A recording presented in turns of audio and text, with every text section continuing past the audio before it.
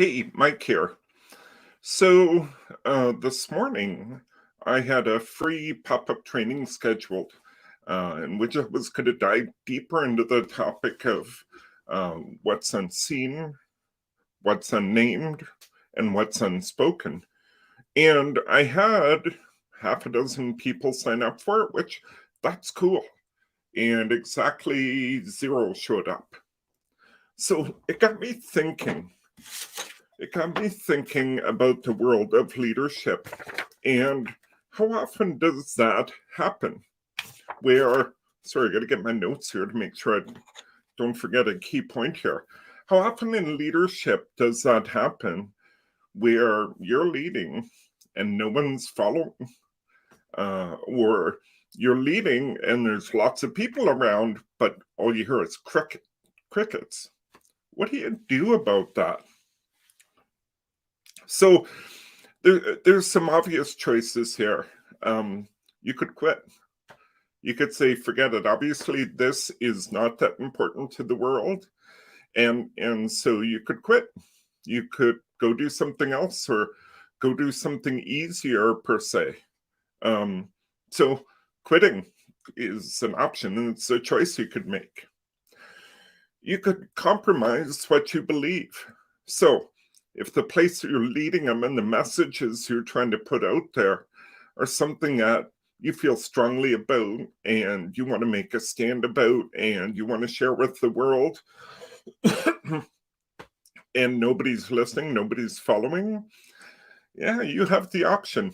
You could compromise and change or go against what you believe. A third option is you could go elsewhere. It'd be really easy to say, well, obviously these people aren't ready for what I have, or these people aren't right. Like there's so many ways that you could pick up and go somewhere else and create excuses about doing that while doing it. So obviously I'm pointing to some things which if you're a leader and you believe strongly about the direction you're leading, then obviously these aren't really good choices to follow. Well, they're a choice. They may seem good. And what I know is you're not going to solve your problem from those. So here's where I go, right? So nobody showed up for that training. That's okay. That's actually why I'm here, right? Doing this live stream right now.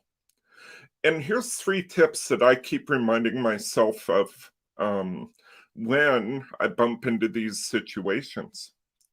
So the first thing is don't take anything personal.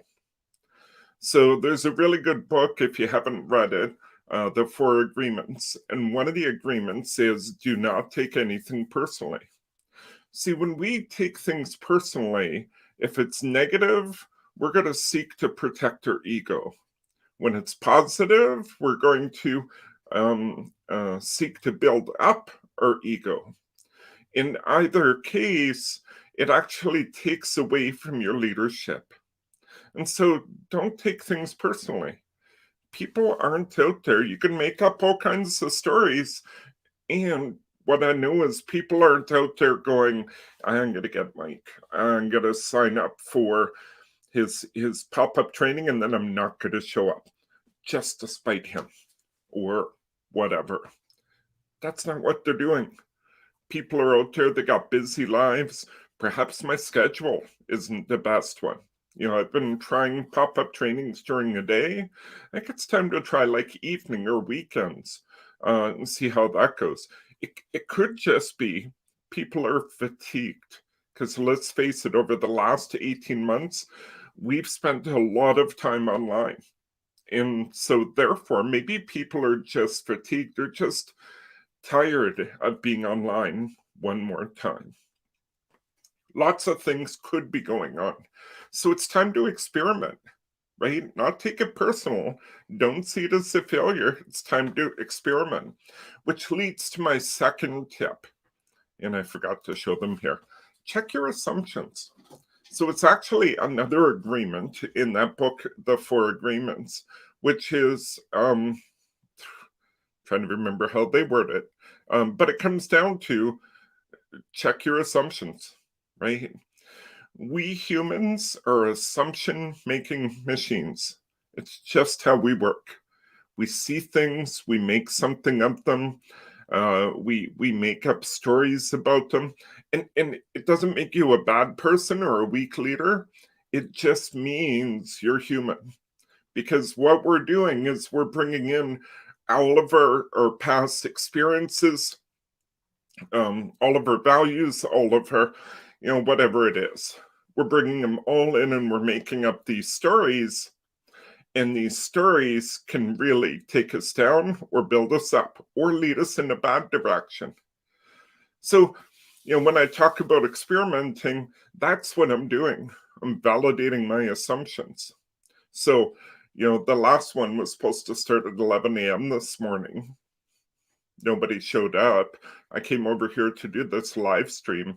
So I'm still going to offer pop-up trainings because I love doing them. I love working with people. And more importantly, I love learning from people during those trainings. So I'm going to start playing with different times. First thing in the morning, in the evening, on weekends. And let's see if anything else resonates. It also could be, I'm assuming people want a pop-up training. Maybe just a podcast style interview, right? So I bring in guests every couple of weeks and we do an interview on video and talk about these important leadership topics, right? About getting things out of the unseen, unnamed, and unspoken categories. And the last thing I would offer here, the third tip, is what it takes to be a leader, right? Creativity, courage, and commitment. Ooh, I could put consistency in there too, right? Creativity to find different ways to approach a topic. Because here's the thing, maybe what you're saying is important, makes sense, could take people in a good direction. Maybe just the message isn't landing. So a little bit of creativity to engage people a little bit differently. Courage, being a leader, being out there, being in front or behind or wherever you happen to be standing, right? Being a leader takes courage, because in leadership, you're helping to make other people successful. And so in doing that, it means you're not doing the work, they are, right? It also takes courage to put out what you believe in, to stand true, to be vulnerable, to do all the things that leaders do.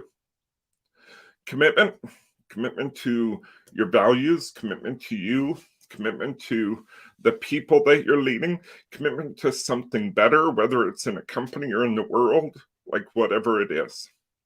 And the last one, which I didn't list here, is consistency, right? It does take consistency.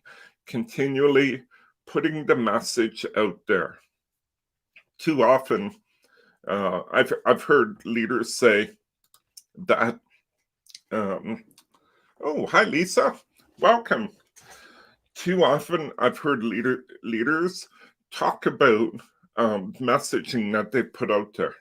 And what they say to me is, well, I've shared that, so what's the problem here? Why aren't they getting this? Somebody wise once told me, when you're communicating important information, might be, strategic direction for the company, a vision, a mission, whatever it is that you're working on, and people, you really want to get them to align around it. This wise person once told me, when you start getting tired of relaying this message by putting it out there, you're just at the point where you're getting started, right? Leadership does take the creativity, the courage, the commitment, and that ongoing consistency. So, more to come. Pop-up trainings will continue, experiments pending, and thank you for watching us. If you want to learn more about me or sign up for a newsletter, I put out a daily blog post. It's only 150 characters. So It's really quick to read, and um, you can sign up for it and learn more about me and my programs at leadingforchange.ca. Lisa, absolutely. Related to the last thing I was just saying, Lisa commented, rinse and repeat is something we need to remember to get a message seeded. Absolutely. Right? You can't just throw seeds in the ground and expect them to miraculously grow. You have to nurture them, right? Once the seed's there, you have to water it, you have to fertilize it, you have to nurture it, and help something grow. Love that. Have yourself a great Tuesday, and I look forward. I will be back tomorrow at 11 o'clock. See you then.